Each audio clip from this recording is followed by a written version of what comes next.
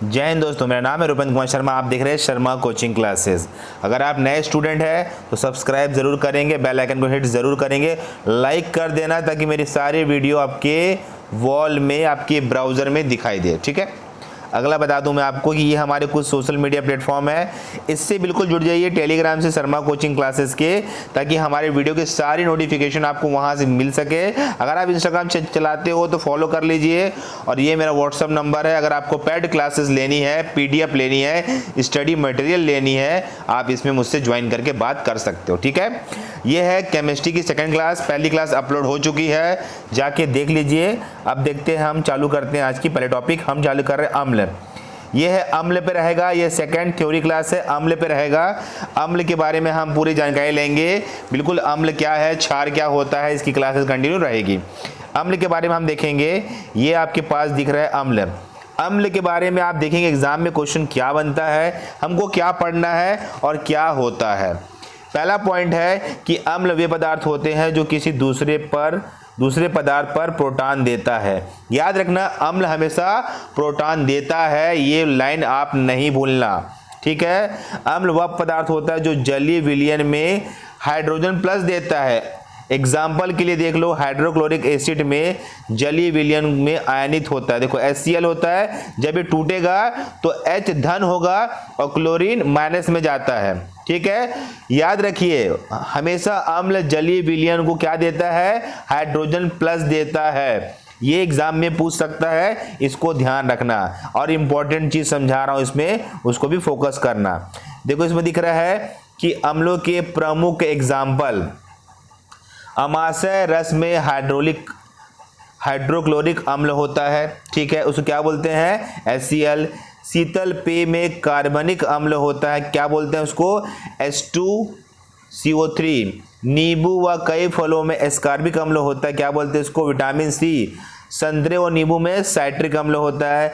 सिरका में एसिटिक अम्ल होता है। चाय में टैनिक अम्ल होता है। याद रखिए, क्वेश्चन पूछता भी है, चाय में कौन सा अम्ल पाया जाता है, सिरके में कौन सा अम्ल पाया जाता है, नींबू में कौन सा अम्ल पाया जाता है। यहां से आप इस पॉइंट को फोकस करना एग्जाम के लिए। ठीक है।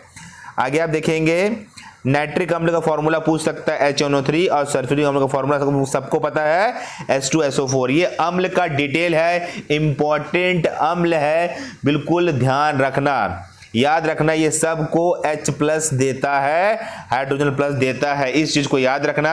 आगे देखते हम अम्ल के बारे में बहुत कुछ। ठीक है।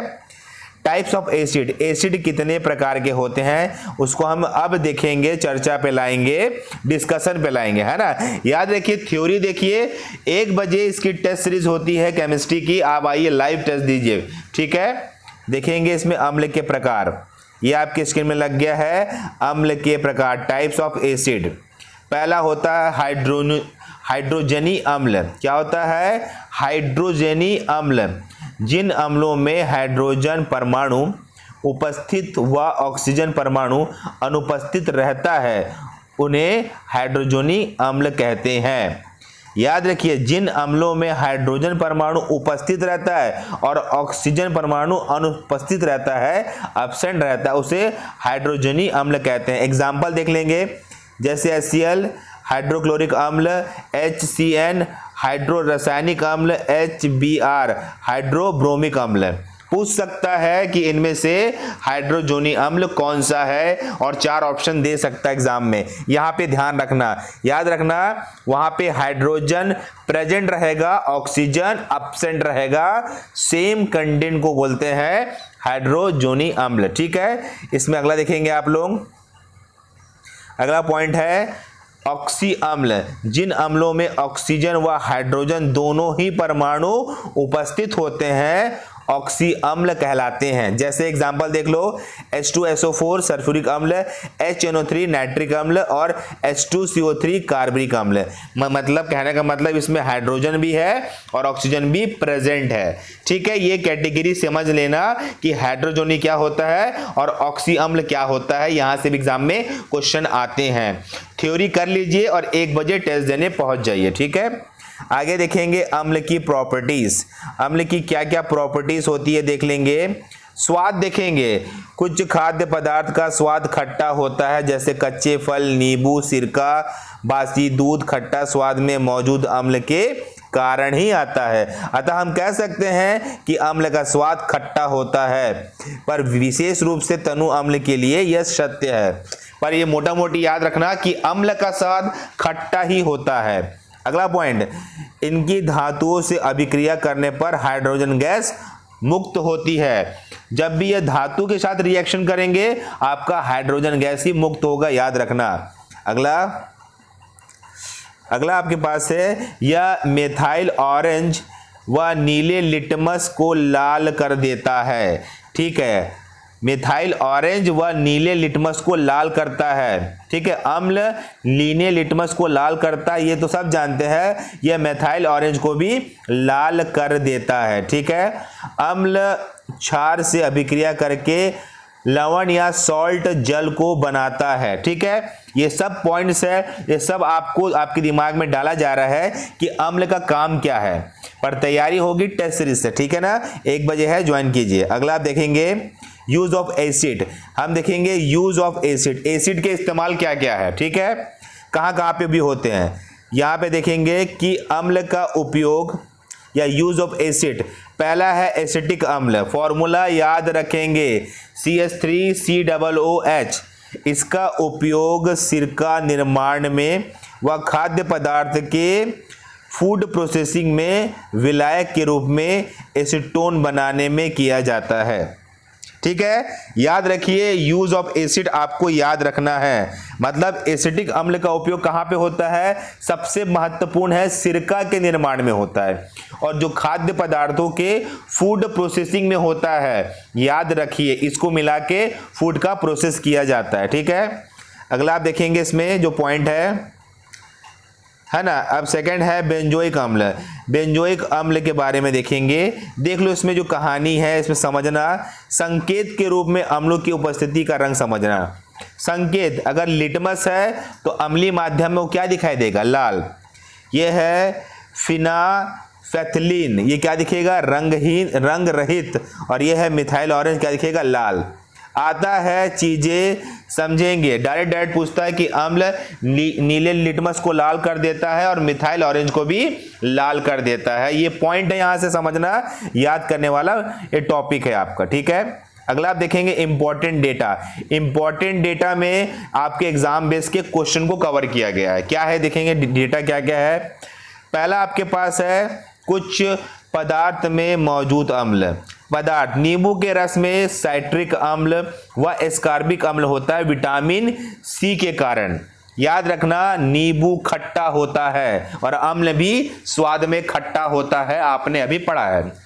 अगला है सिरका, है ना। इथेनोइक अम्ल आमतौर पर कहा जाता है कि एसिटिक अम्ल है। ठीक है, इथेनोइक अम्ल आमतौर पे कहा जाता है क्या है, वो एक एसिटिक अम्ल है। इमली व अंगूर में टार्ट्रिक अम्ल मिलता है, टार्ट्रिक एसिड पाया जाता है, और खट्टे दूध में लैक्टिक एसिड पाया जाता है। ये सारे डाटा है, बिल्कुल नोट डाउन कर सकते हो, वरना हमारे पेड ग्रुप में जो पीडीएफ देंगे वहां पे आपको ये मिल जाएगा। ठीक है, अगला आप देखेंगे कि C6H6COO, इसका उपयोग खाद्य पदार्थ के संरक्षण में किया जाता है। अगला साइट्रिक अम्ल, क्या फॉर्मूला होता है, C6H8O7, याद रखना है। इसका उपयोग खाद्य पदार्थ व दवा धातु को साफ करने व कपड़े के उद्योग में होता है। ठीक है, यहां पे समझना चीजों को ना। इसका उपयोग खाद्य पदार्थ दवा धातुओं को साफ करने व कपड़े के उद्योग में होता है। फार्मिक अम्ल का फॉर्मूला याद रखना, HCOOH, फॉर्मूला से क्वेश्चन पूछ देता है ना। इसका उपयोग फलों के संरक्षण, रबड़ के स्कंदन व जीवाणुनाशक के रूप में चमड़ा उद्योग में किया जाता है। कहाँ किया जाता है, चमड़ा उद्योग में। सबका फॉर्मूला याद रखेंगे, फॉर्मूले से क्वेश्चन पूछता है। अगला आपके पास है हाइड्रोक्लोरिक अम्ल। इसका उपयोग प्लास्टिक, पीवीसी, पॉलीविनाइल क्लोराइड, रंजक, है ना, टेक्सटाइल, औषधि, सौंदर्य प्रसाधन, एक्वारिजा का निर्माण करने में किया जाता है। यह चमड़ा उद्योग में या प्रयोगशाला में अभिकर्मक के रूप में भी प्रयोग में लाया जाता है। ठीक है, यूजेस देख रहे हैं और फॉर्मूला भी देख रहे हैं। नाइट्रिक अम्ल, इसका उपयोग उर्वरक, रंजकों, प्लास्टिक, दवा, एक्वारिजा, विस्फोटक के निर्माण में है। स्टेनलेस स्टील, है ना, अल्पोपचार, धातुओं के निरीक्षण व फोटोग्राफी व रॉकेट ईंधन में भी किया जाता है। यूजेस देखेंगे, यूजेस से भी क्वेश्चन आता है। ठीक है, तो याद रखिए टॉपिक बहुत अच्छा है। एक टॉपिक एक और छूट गया था इसमें, सल्फ्यूरिक अम्ल।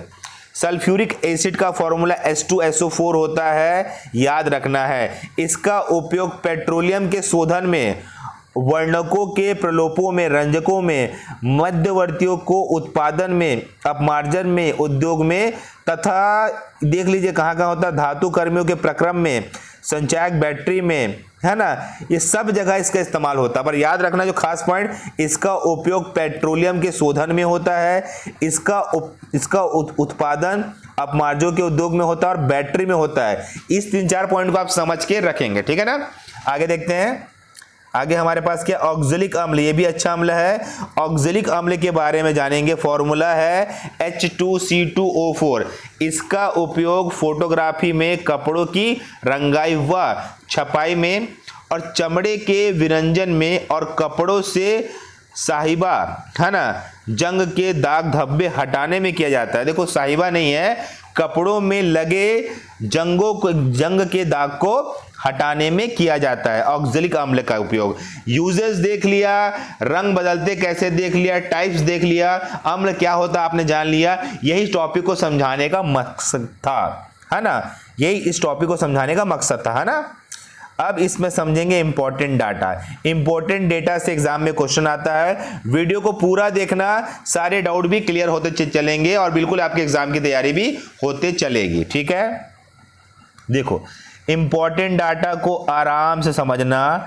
डाटा जो इंपॉर्टेंट है, पहला साइट्रिक अम्ल, अम्ल है, प्राकृतिक सोर्स है और उपयोग है। खट्टे फल, नींबू, नारंगी, टमाटर में होता है। खाद्य पदार्थ में, दवा बनाने में, धातुओं को साफ करने में, कपड़े उद्योग में। यहाँ पे डेटा दिया हुआ है कि साइट्रिक अम्ल हमको किससे मिलता है, प्राकृतिक से, प्राकृतिक सोर्स क्या है और उसका उपयोग क्या है। अगला एसिटिक अम्ल, सारे फॉर्मूले अपन ऊपर देख चुके हैं। इसको फलों के रसों में या सुगंधित तेलों में उपयोग हो जाता है।